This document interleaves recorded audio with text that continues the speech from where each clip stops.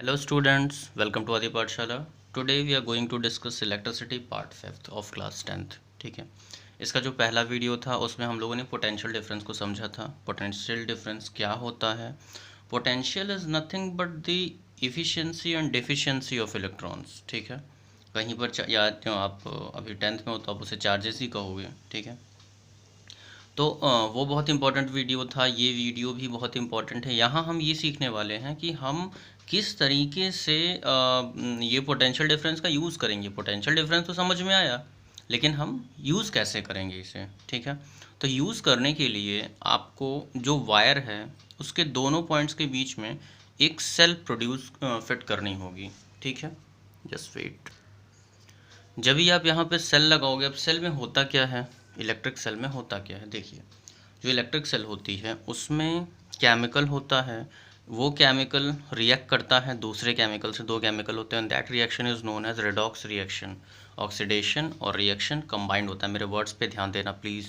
ठीक है, उससे होता क्या है कि एक जो नेगेटिव टर्मिनल जहाँ पर माइनस लिखा होता है वो एंड इलेक्ट्रॉन रिच हो जाता है, और जो टर्मिनल पे पॉजिटिव लिखा होता है वो एरिया इलेक्ट्रॉन डिफिशिएंट हो जाता है, वहाँ इलेक्ट्रॉन बहुत ही कम होता है। ठीक, अब होता क्या है कि ये पॉइंट से आप जानते हो कि सेम चार्जेस रिपल करते हैं।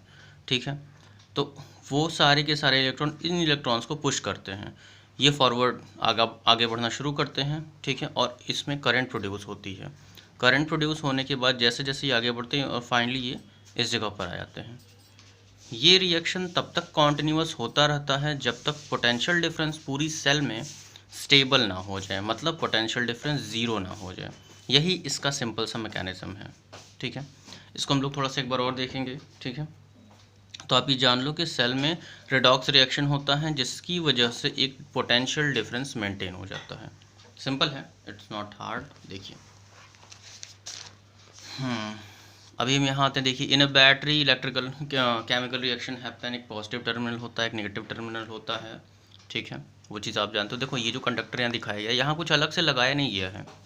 होता क्या है, how the current flows in the wire, current flow कैसे करती है वायर के अंदर, वो हमें समझना है।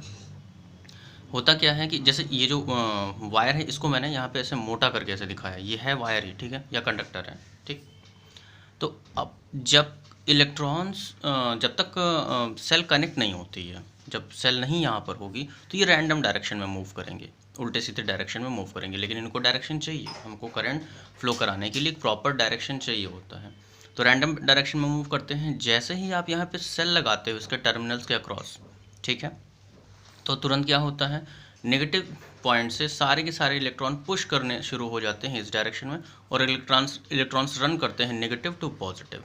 ठीक है, ये समझ लो आप, बहुत ही सिंपल है। और अगर आपको थ्योरी लिखनी है so you can write this. ठीक है, जब हम सेल अप्लाई करते हैं तो उसके अंदर की जो इलेक्ट्रॉन्स होते हैं वो नेगेटिव टर्मिनल से पुश किए जाते हैं, पॉजिटिव टर्मिनल की तरफ भागते हैं, और ये चीज़ होने से उनको एक डायरेक्शन मिल जाता है। और ये तब तक होता है जब तक कि पोटेंशियल डिफरेंस प्रॉपर ज़ीरो ना हो जाए। ठीक है, एक चीज़ और, आज का वीडियो में हम एक चीज़ और सीखेंगे कि करंट का डायरेक्शन क्या होता है, उसे भी देखो।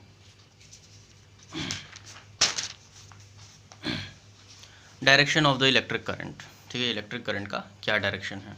देखिए, जब इलेक्ट्रिसिटी इन्वेंट की गई थी, ठीक है, तो उस समय लोगों को सिर्फ दो चीज़ों के बारे में पता था कि दो चार्जेस होते हैं, पॉजिटिव होता है, नेगेटिव होता है। लेकिन उस समय इलेक्ट्रॉन नहीं ईजाद हुआ था, मतलब इलेक्ट्रॉन की डिस्कवरी उस टाइम नहीं हुई थी। तो अभी हमने पीछे वाले जो वीडियो सॉरी ये जो पार्ट है, यहाँ पर हमने देखा था कि ये हम अक्सर देखते हैं कि पॉजिटिव टू नेगेटिव रिप्रेजेंट किया जाता है, करंट पॉजिटिव से नेगेटिव जा रही है, ये कन्वेंशनल करंट का डायरेक्शन होता है।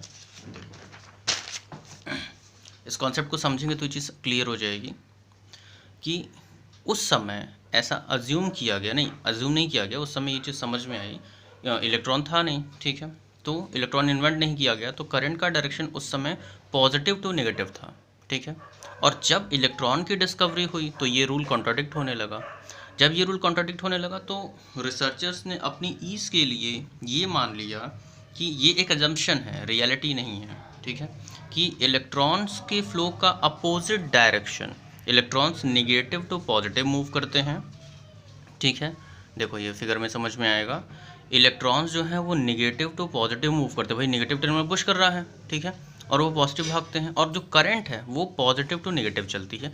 ये एक अज्यूम्ड डायरेक्शन है, कन्वेंशनल, इस वजह से इसको देखो यहाँ, so it is an assumption that the direction of the current is from positive to negative, ठीक है, that is why it is called conventional. Convention मतलब पुरानी टाइम से जो चला आ रहा है, ठीक है, जो चीज़ों ने हमें परंपराओं ने सिखा दिया वही हमने एक्सेप्ट कर लिया, ठीक है, और आज भी ये चीज़ फिक्स्ड है।